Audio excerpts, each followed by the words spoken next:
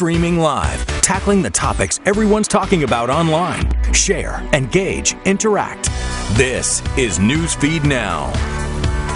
Good Wednesday. Welcome into Newsfeed Now. I am Aaron Nolan, and this is your non-newsy newscast focused on some of the most trending topics across the South. Steve, did you know that today, a Wednesday, is known as Hump Day? Hump Day! I'm finally figuring out what that means. It's the middle of the week. Yeah. Down and, okay. Supposed to be. Something like that. You know, this week I read a statement from the president about bringing troops home. Well, today, that area of the world had one country invading another. Turkey has launched a military operation against Kurdish fighters in northeastern Syria. This after U.S. forces withdrew from the area. Meanwhile, lawmakers in Washington are sounding off on that decision. Here's Matt Bradley. Yeah, that widely anticipated Turkish assault on northern Syria has begun. We've already seen the Turks launching airstrikes into northeastern Syria against presumably mostly Kurdish Syrian Democratic Forces targets there. Now, the Syrian Democratic Forces are U.S. allies, just like the Turks. So what we're seeing are two battle-hardened U.S. allies fighting it out on territory that until now was relatively peaceful by the standards of the Syrians. And so this could be a really bruising battle, and we could have quite a few civilian casualties. And that's exactly what the Syrian Democratic Forces have been warning. They've asked the United States just in the last couple of hours to please impose a no-fly zone on northeastern Syria. It seems unlikely that the United States or the coalition that has been fighting ISIS will comply with that because, as we know, President Trump has already given his tacit or active approval to President Erdogan of Turkey, allowing him to make this incursion into northeast Syria. And President Trump has tweeted just again today that he wants to give the Turks control over the fight against Islamic State. Now, that could be problematic if the Turks come in and if the Syrian Kurds, the Syrian Democratic Forces, abandon those positions. They could be allowing ISIS to escape and spread throughout Syria, throughout Iraq, or throughout the region. All right, Kelly Meyer joins us now from Washington. And, Kelly, this is one of those things that a lot of people have pretty passionate about it, especially in the political world. What is Washington saying, both on the Republican and Democratic side of this decision, which was a surprising decision by so many, from the president? That's right, and I think what you're seeing here on Capitol Hill, just behind me, of course, lawmakers, Democratic and Republican lawmakers, are somewhat on the same side on this issue, both calling for President Trump to reverse his decision in moving U.S. troops out of northeast Syria. They're saying that he should reverse this while he has time. I was just looking at some tweets from South Carolina Senator Lindsey Graham, as he says that if it is true, and of course now we're seeing it is, that Syria has invaded, or Turkey has invaded parts of Syria, that it would be a disaster in the making. So you're seeing a lot of people who normally stand by the president on most of his policies. They are turning from him on this and saying that this, again, like Graham said, is a disaster in the making. Yeah, I'm reading some of those now. Very interesting stuff. You mentioned reconsidering, and I'm reading a tweet from Franklin Graham, who is a pastor, and he said, "Would you pray with me that Donald Trump reconsiders?" If he does reconsider this, would that not put the United States at war, as Turkey has already started that invasion? And it's interesting, if he does reverse, it comes into play with our partners abroad. Mm-hmm. The Kurds are looking at this as a sort of a backstab from U.S. And that's what a lot of the lawmakers on Capitol Hill are saying, that the Kurdish fighters are our allies, the Kurds are our allies, we're turning our backs on them. But then at the same time, then if you also don't keep that relationship going with Turkey, and now we're seeing that that President Trump has invited President Erdogan to the White House, I believe coming in November. So he's trying to kind of balance this relationship with both of these international players, from the Kurds to the Turks, and trying to see who he could please. And I think if he does pull out, then the Turkish forces and the president would see that as a turning back on his promise to them. So it's really that it doesn't seem he can please both sides here. Either the Kurds are left fighting alone, or Turkey, it kind of hurts the relationship between President Trump and President Erdogan. A lot of interesting stuff. Before you go, we do have to ask you about the feeling there in Washington as the impeachment inquiry seems to have held for now as the White House declined turning over some things. What's the feeling there about what's next? You know, it's interesting because we're seeing right now it's congressional recess, so a lot of the lawmakers are back in the district, but we are seeing that some of them are coming back for these hearings like you saw yesterday, some of the members of the House Intel or Foreign Relations. So this is an ongoing impeachment inquiry. We're seeing it completely take off. It's been a rapid pace here in Congress. The feel it's really taken over, you know, pretty much everything here in Washington. Everything on the Hill is talking impeachment. Of course, as we're talking about Syria, this has been big news, but generally it feels like this building behind me has been engulfed by this impeachment proceeding, impeachment inquiry on both sides, the House and the Senate, and it seems like we'll be talking about this for many weeks to come. All right, Kelly. I just gave Kelly a follow on Twitter. I would encourage you to do that as well. It is at Kelly Meyer News. She's not just a political reporter, though. She also has a really cool picture of her cat. This was a great picture, Kelly. I have to be honest with you. Thank you. Thank you. All right. So give her a follow. She will probably tweet cat things along with predominantly political things. Kelly, thanks so much. Appreciate you taking the time here on Newsfeed Now. A 6-year-old girl from Austin, Texas is getting national attention online. She's got cerebral palsy, but she's not letting that stop her. In fact, she pushed aside her wheelchair, took her first steps last week. Alex Caparello has the story. There's a lot of support around the Johnson home. There you go, baby. There you go. Look. There's Puppy, Mickey, and of course, who could forget JoJo? You'll hold my JoJo. But there's no greater cheerleader than Mom. Normally on the daily basis, she uses her wheelchair and her walker to get around. And this time, she just let it go with the wind. Those first steps came just last week. 6-year-old Love Johnson, diagnosed with cerebral palsy, showed pure joy as she walked across the room all by herself. She normally has to use a walker and special braces. Well, let me see if you can do it. Our cameras were rolling as she took her very first steps with her new crutches, something she's never done before. Ever since those first steps, Love Johnson has been practicing walking and getting better each and every day. Now the whole family hopes to use this moment to inspire other children with cerebral palsy. Love's mom, Lovely Johnson, is hearing from people from all around.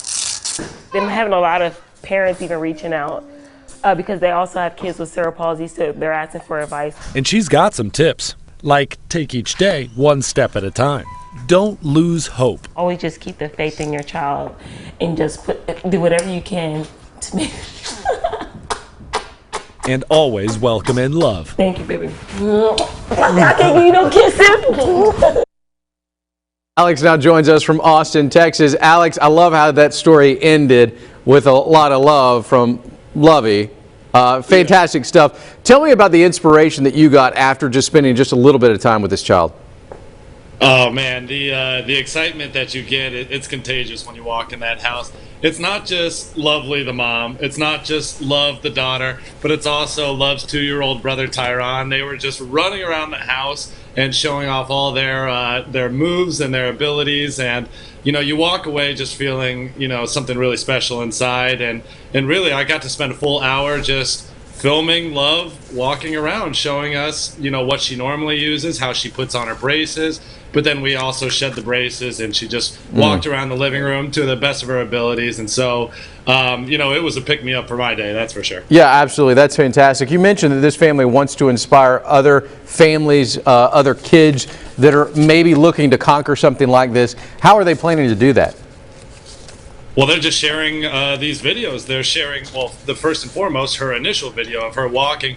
But then you wouldn't believe the type of response that, you know, they've gotten from other families sharing that video. And then they love the fact that, you know, they welcome people like me into their home.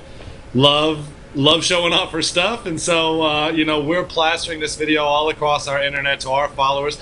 They love the fact that I'm speaking to you this morning. I told them that this was happening, and you know, they're just excited to be able to share this moment and share kind of what they're learning through every single day of their lives, and to be able to work with people like us to get the word out. I'm a dad of 2 daughters, and I got to be honest with you, Alex. I watched your story earlier this morning, and when I saw the smile on Love's face when she made it from releasing that table to the couch was something I've seen those smiles before. Not only is it proud, that child is really proud of what they did. There's a pride associated with that. But there's also looking to mom and dad and saying, look what I did. That was really cool. Yeah, exactly. I think the walking obviously is the biggest joy that people get from this. They're seeing a child that's being able to, that hasn't been able to walk unassisted on their own, but also it is that smile, Aaron. You're absolutely right. When people see that grin break out and that laughter and that enthusiasm, it really hits home to a lot of people. And I think that's why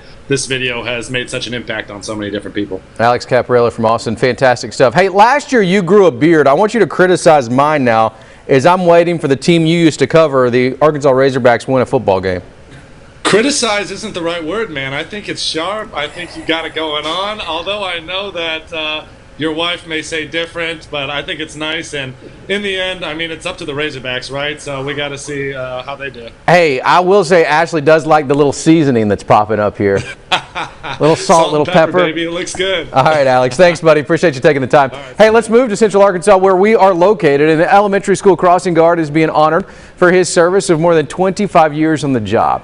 Jerry Romes is 92 years young. He's been standing in the same corner every morning, every afternoon, helping students and parents. He loves meeting people, singing, and helping his kids stay safe.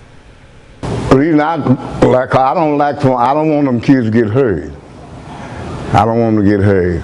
And I've been around them 25 years, and so I just love them. What a great story that is. Let's bring in Michael Esparza to talk more about this story. Michael, my kid, my oldest right now, is getting into elementary school for the first time this year. She's about a quarter of the way through. It's so important how much crossing guards are vital to not only the safety, but just setting the tone for the morning. Like if they're out there smiling and these kids know that they've got some protection as well as a high five or a smile, it really makes their day. You're absolutely right, Aaron. I mean, this guy, he is phenomenal. 92 years old, out there singing, dancing. It's incredible. I mean, I hope when I'm at 92 years old, I'm out there singing and dancing too. But only missed 2 days in his entire 25 years of service. Just phenomenal. I mean, talk about sick days. Have all his sick days left over. Well, I wouldn't use them just yet. What songs is he singing? A lot of them are gospel hymns. I mean, he has some serious lungs on this man. I mean, he can definitely toot some music, and he's got a lot of gospel music. Is what he sings, and just kind of like those songs. I mean, that's what he's singing. Tell me about the kids when they see him and they're walking. How big of a smile do they get knowing that he is enjoying it and really living life to the fullest? Oh, I mean, these kids, you'll see them the minute they see him. They're like Mr. Romes, and they're waving. Some of them actually even get into it as well. They start dancing with him as they cross the street. But I mean, for him, it's always safety first. Mm-hmm. He goes out beforehand. He makes sure that the vehicle stops. And then once they stop, then he goes and grabs the kids and then kind of moves and grooves with them across the street. It's really awesome to see. All right, Michael, hang tight for a second. I want to read this next story, and I want to get you to respond to it, okay? All right, for sure. All right, here you go. All right, listen to what I'm about to say. Tesla owners, you have a Tesla. This is why I'm saying that. You're a big shot and you have a Tesla. Tesla owners may soon have cars that sound like horses or goats or farts. CEO Elon Musk tweeted his company's plan to launch customizable horn and movement sounds for its cars. Movement sounds are artificially produced noises. They're electric cars. They want to warn people. So apparently ripping one's going to warn somebody. Most manufacturers opt for a futuristic sound, but Musk wants coconuts, goats, and flatulence to be involved. The coconuts are likely a reference to a scene in a Monty Python and the Holy Grail where coconuts banging together were used to mimic the sounds of horses trotting. I get that. That's pretty good. As for the other stuff coming out the back end, it's unclear the exact nature of this that Musk has in mind. What would your Tesla's horn sound like, Michael Esparza? Two things. Hold on. So my Tesla horn definitely would be a little bit of like, the ice cream truck, the kind of the music we have going. I mean, everyone's sure to turn around when they hear that.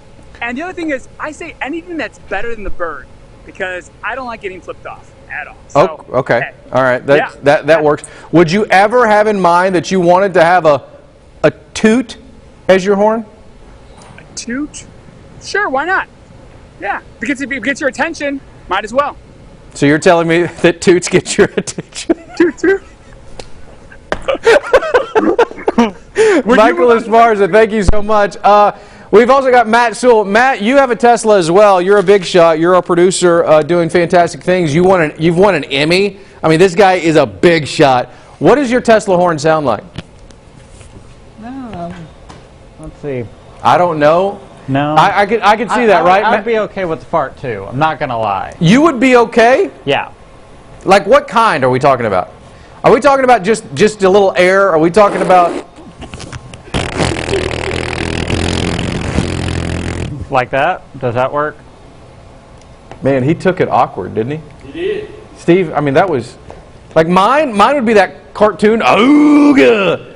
Oh, like the old school. That's what I would do. Before we go, I want to show you some Simone Biles. She has now put in her name in the record books once again, winning more medals on the world stage. She is now 2 medals shy of having more gymnastics medals than any man or woman ever on the planet. It's unbelievable what she is able to do. And I have to say, I have met Simone. Well, technically, I kind of surprised her and asked her for a selfie, and it made her uncomfortable. But nonetheless, I do have the picture. Let's watch her. Here, 2. Oh, I thought she was going to. Okay, little wobble, right? Yeah. You got to take some points away. All right, here's the dismount. At least I thought it was. You know, have you ever tried that, Steve? Yeah. You've tried it? Yeah. I could see that you would do that. No problem. Okay, all right. Well, I'm going to wait because we got a little extra time, and I have not seen her on the balance beam here. So I want to see this dismount. This is actually what she calls a Simone Biles move. Like this is like she's patented the Biles move. So this dismount is going to be pretty awesome, I have to assume. Take a deep breath. All right, here we go. Oh! Like, am I the only one that gets chill bumps on stuff like that? That is so cool. That is so cool. Matt, you said you got a picture? All right, show me the picture. Oh, yeah, that's me and Simone Biles. It's, okay, here's the deal. Let me tell you the story behind the picture. So what happened is that was in Brazil at the Rio Olympic Games, and the whole team was having breakfast. And I had run in to get a little breakfast for myself, and I noticed that the whole team was standing there. I mean, and look, I was nervous to meet Simone. I'm not going to lie. And I almost got in trouble because everybody's like, they got to go to the Today Show. They got to go to the I said, no, I'm taking this picture. Jeez. I just like she smiled. I wish it wasn't quite that fuzzy. But I was starstruck by Simone Biles. And I still would be to this day. Here, you want me to do some flips? Oh, Steve's going to do some flips. Okay, ready? You hurt your back, didn't you? Steve, you shouldn't hurt your back. Oh, okay. There we go. Walk across the screen. Have a fantastic afternoon. We'll see you back here on a Thursday.